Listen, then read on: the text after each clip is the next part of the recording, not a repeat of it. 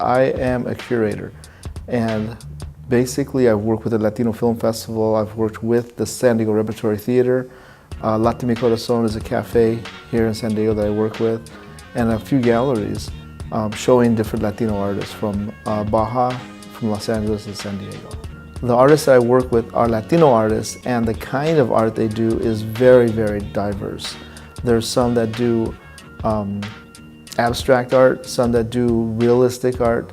It's all over the globe as far as the type of art that they do. I try as much as I can and to bring some of the art over and let people see it, give them an idea of what's down there. What inspired me and got me selling art and being involved with the art community is living in Los Angeles. There's a huge Latino art community there. When I moved to San Diego, my first thought was I'm going to be by Mexico, by the border, and there's going to be music and art and culture everywhere.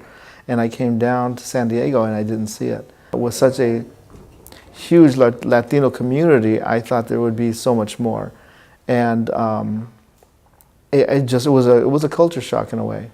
The border fence itself for art, it's kind of like using the border as a canvas.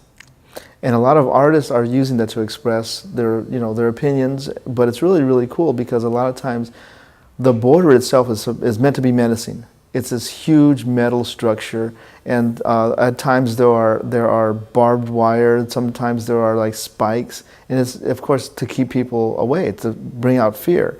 And a lot of times you'll have artists that are going to come and use that and turn it into something nice. If an artist comes along in this big metal structure and paints flowers all over it and makes it a nice little, something like that, artists will do that. They'll take what's used to be something big and ugly and menacing, and they'll turn it around. They'll also put messages on it. Some people will tag it, some people will put little murals on it. But I think it's really cool to see, because even though the fence is still going to be there, even though the walls are still going to be there, you can take something that's big and ugly and you can turn it into something that's really cool and a nice piece of art. There's so much happening right now in Tijuana as far as art goes. A lot of culture, a lot of amazing artists coming out of Tijuana, Rosarito, Ensenada. And a lot of people don't know it, they're not seeing it. A lot of tourists are not going down there, and a lot of the artists from there can't cross over to the United States. There's two borders. One is physical and one is mental and economic.